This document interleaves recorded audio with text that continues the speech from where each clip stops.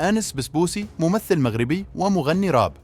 ولد ونشأ في الدار البيضاء بالمغرب، بدأ مسيرته المهنية كمغني راب وأصدر ألبومه الأول بعنوان الملاحظة سنة 2016. وفي سنة 2019 ظهر أناس البسبوسي لأول مرة في فيلم علي صوتك للمخرج نبيل عيوش، والذي نال استحسان النقاد بحيث الفيلم تم اختياره للمنافسة على جائزة الأوسكار لأفضل فيلم بلغة أجنبية. وشارك بسبوسي كذلك في عديد من الأفلام والمسلسلات التلفزيونية، بما في ذلك فيلم كازا ستريت لسنة 2023 والمسلسل التلفزيوني بين القصور لسنة 2023. وهنا نقف قليلاً عند هذا العمل الناجح على جميع المستويات بشهادة أشهر النقاد. تفاعل الجمهور المغربي مع علاقة حب فجائية نشأت بين شخصية وردة التي تجسدها الفنانة المتألقة فرح الفاسي، وشخصية الكاتورزو التي يؤديها الفنان الشاب أنس بسبوسي،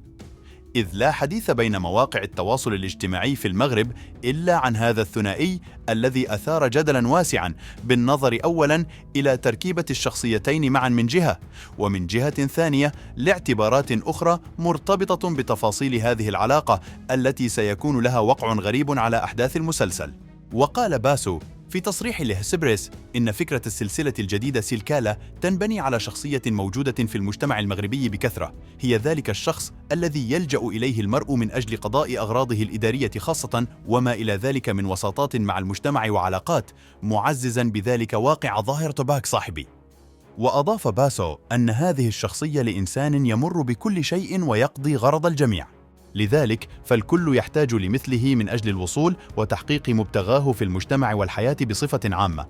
وتابع بأن التفاعل الذي حظي به من الجمهور المغربي كان جميلا جدا ومفاجئا بالنسبة إليه، مشيرا إلى أنه تراوده دائما تساؤلات حول نهاية زمن الفكاهة السياسية، وأن هذا النوع الفني لم يعد لديه جمهور لأنه صعب والناس ملوا منه.